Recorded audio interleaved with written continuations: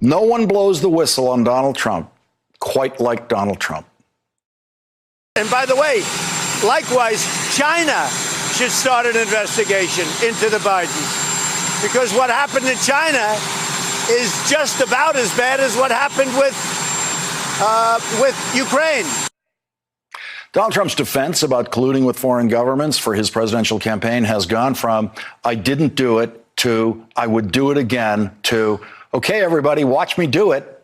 After committing that crime on live TV today, Donald Trump told reporters that he had not previously asked President Xi to investigate his political rival. But CNN is reporting tonight that Donald Trump raised the subjects of Joe Biden and Elizabeth Warren during a phone call with the Chinese president on June 18th. And Donald Trump said in that phone call, promised that he would stay quiet on Hong Kong protests for freedom while trade talks continued with China.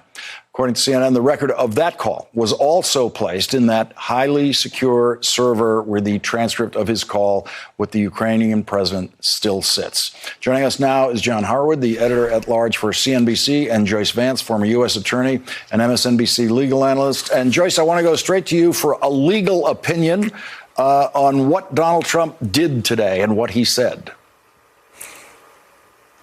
Well, Donald Trump built a very compelling criminal case against himself today, excuse me, confessing on national television to committing campaign finance crimes.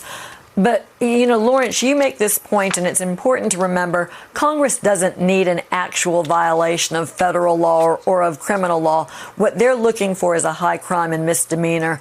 I think it's just sort of the ultimate nuance from this president who can't seem to do anything to save himself, that he would actually commit crimes in public and appear to be proud of it. John, and now it's China.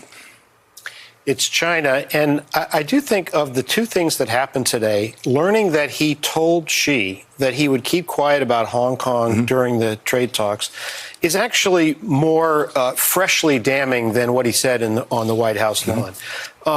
This is open corruption of the presidency of the United States. On the one hand, we have someone who is so focused on himself and his own interests that he solicits assistance on his campaign rivals. But in the case of Hong Kong, he's essentially selling off the commitment to freedom by the United States in order to get something through this trade deal process. There's no particular indication that the trade deal that he gets is going to be anything that changes the lives of Americans in a substantial way. But the very idea that he's so focused on his own personal accomplishments that he would sell out the moral commitments of the United States in such a straightforward way is kind of stunning. It's such an important point that John just made, Joyce. And the other thing I think that we know about Donald Trump is he absolutely does not care about the freedom of people in Hong Kong. And so the idea that his would be the voice standing up for them is hard to imagine, even if he wasn't trying to get some kind of trade deal with China. But that makes him the very first president in history who would side with China against protesters like this. Well, this president is no friend to anyone's civil rights, whether it's domestic or foreign.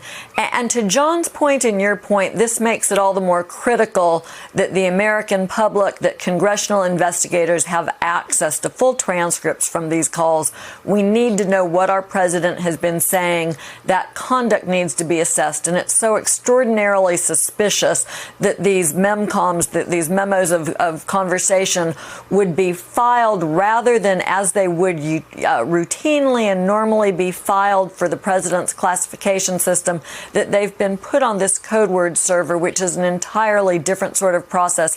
It looks more like hiding these transcripts than it looks like filing them. And it's something that we really need to have brought to the forefront.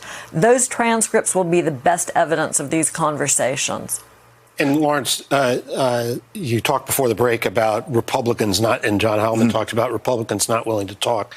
I experienced some of that today. I had a text exchange with one congressman, said, can you talk for a minute? He says, what about? I said, Trump, Ukraine. And he ghosted me for the rest of the day. Right. talked to another one who said, well, I kind of wish he hadn't said what he said, poor choice of words, but it's not a crime.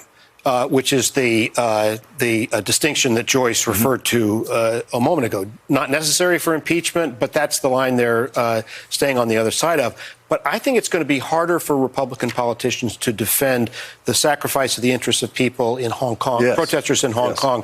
And that broke late in the day. I'll bet some Republicans feel obliged to talk about that. Let's take a quick look at Joni Ernst. A lot of these members are not in Washington right now. Joni Ernst, Senator Joni Ernst in Iowa. Reporters didn't really catch up with her, but voters did. Let's listen to how that went. Whistleblowers should be protected. Please let folks out there know. And our president shouldn't be threatening them, and he also should not be encouraging other countries to investigate his political rivals. I would say to that, corruption, no matter where it is, should be ferreted out. I don't care where it is. I don't care who it is. When it is, corruption is corruption, and it should be combated. But it's okay for our president to exhort other countries to okay, we're going to move on to another question, but what I would say is we can't determine that yet. So, John, if you want to get a question in, you're going to have to get out of Washington this week to go find them. John Harwood, Joyce Vance, thank you both for joining us tonight. Thanks for checking out our YouTube channel. Subscribe by clicking on the button below for more from The Last Word and the rest of MSNBC.